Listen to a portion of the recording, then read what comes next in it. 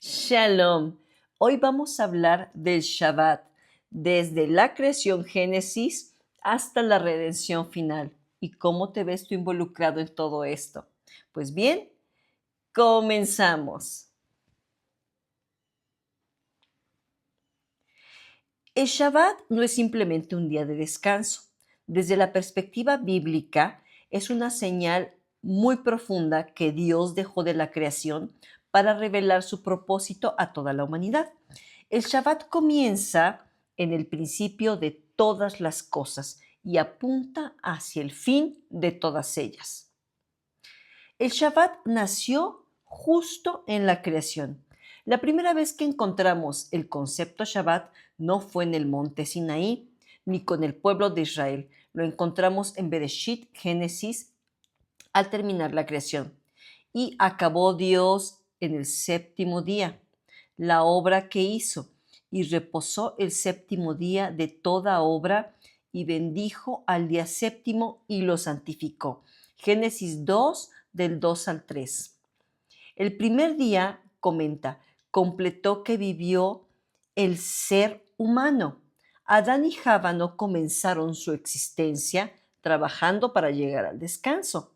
Comenzaron descansando en la obra que Dios ya había terminado. Eso es muy profundo. Dios había creado al mundo, había preparado la luz, la tierra, los alimentos, los animales, el hogar en el que el humano iba a vivir. Cuando Adán ya abrió los ojos, la creación ya estaba completa para él.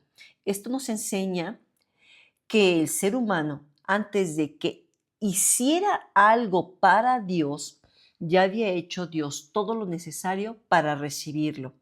Entonces, el Shabbat, por lo tanto, nos recuerda que nuestra relación con Dios no comienza con nuestras obras, sino con su obra. Segundo, el Shabbat para reconocer quién es Dios. Shabbat es la idea relacionada con cesar, con detenerse o con dejar de hacer. No significa simplemente ponerse a dormir o no trabajar o no hacer nada. El Shabbat es una interrupción deliberada de una rutina humana para recordar algo que olvidamos. El mundo no depende de nosotros. Durante 6 días trabajamos, hacemos todas nuestras obras, producimos, planeamos, luchamos y nos esforzamos. Pero llega el séptimo día y Dios dice, detente, recuerda que yo sigo siendo Elohim, aunque tú no estés trabajando y yo te sostengo. El Shabbat confronta esa necesidad que tenemos de control. Nos recuerda que no somos los creadores del mundo, que no somos absolutos dueños del mundo ni del tiempo, que nuestra provisión no depende de nuestras fuerzas y que no podemos detenernos porque Dios no necesita descansar para continuar sosteniendo todo el universo. El Shabbat es entonces una declaración de fe. Cuando una persona guarda Shabbat, está diciendo, puedo detenerme porque confío en que Dios sigue obrando. No, nada me va a faltar. Tercero, el Shabbat como memoria de liberación. Cuando Israel recibe la Torá, el Shabbat adquiere otro significado. No solamente recuerda la creación, también nos recuerda que crees la salida de Egipto. En Deuteronomio se le dice al pueblo que recuerde que fue esclavo en Egipto. Entonces, el Shabbat es un recordatorio de que Dios no creó al ser humano para vivir como esclavo. Fíjate, qué interesante. No vives como esclavo, así que no puedes vivir apegado al trabajo, a 7 días continuos sin descansar. En Egipto, Israel no controlaba su tiempo. El esclavo trabajaba cuando se le ordenaba. Producía para otro y no podía detenerse. Pero cuando Dios libera a Israel, una de las señales de libertad es precisamente el Shabbat. Ahora puedes detenerte. Y el Shabbat proclama que Dios es más grande que el faraón, que Dios es más grande que cualquier sistema económico, que nuestra productividad y que ningún ser humano debe convertirse en esclavo permanente del trabajo, del dinero, del miedo o de las exigencias del mundo.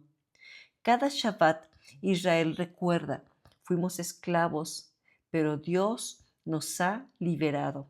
Cuarto, el séptimo día y el plan profético de Dios. En 6 días, Elohim creó los cielos y la tierra y descansó el séptimo día. Se observa que Dios crea durante 6 días y reposa el séptimo día. Y en el Salmo 94 dice así, porque 1000 años delante de tus ojos son como el día de ayer. Y de otras reflexiones bíblicas también aparece que la creación es una imagen profética de toda la historia humana en 6 días de trabajo. Después entra el séptimo día, el día de reposo.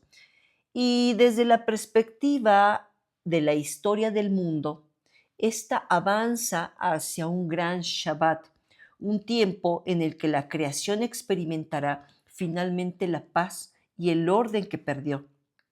Y es importante comprender que esta interpretación no pretende ser simplemente un calendario matemático, es sobre todo una visión profética y espiritual de la historia. El mundo ha vivido siglos de guerras, de dolor, de injusticia, de exilios y de muerte. La creación todavía gime por su creador. Todavía no vivimos el descanso completo, pero el Shabbat semanal funciona como una pequeña anticipación de algo mucho mayor. Por eso Shabbat tras Shabbat recordamos que vamos hacia un futuro y un descanso más grande. Cada semana Dios le muestra a su pueblo una imagen del futuro. Es como si el séptimo día dijera, el caos no tiene la última palabra, yo estaré presente. 5. Yo cumpliré mis profecías. 5. El Shabbat como una imagen del mundo venidero. Dentro del pensamiento judío, el Shabbat ha sido entendido con anticipación del Olam Haba, del mundo venidero. El Shabbat es una pequeña ventana abierta hacia el futuro. Durante 6 días vivimos en un mundo que está marcado por esfuerzo, trabajamos, luchamos, enfrentamos preocupaciones, experimentamos pérdidas, dolor, pero cuando llegue el Shabbat, el tiempo cambia. Tú que celebras Shabbat, notarás la diferencia entre los 6 días y el día de reposo.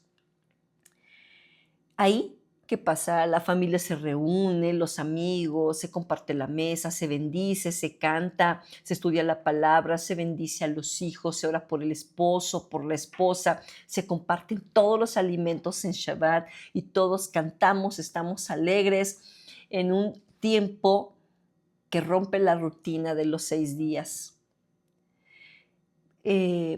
Vivimos diferentes. Es como si el Eterno nos dijera, así no será siempre el mundo, pero un día será así, en el que vamos a disfrutar plenamente. El Shabbat es un ensayo de la redención. Todavía no estamos en el mundo restaurado, pero cada Shabbat recibimos una muestra de lo que Dios va a restaurar. Por eso el Shabbat no solamente mira hacia atrás, hacia la creación, también mira hacia la redención, hacia la restauración. Comienza en Génesis, pero apunta hacia la redención final. Te espero en el siguiente video para ver ahora su intención y su significado con el Mesías y el significado verdadero del día de reposo. Shalom.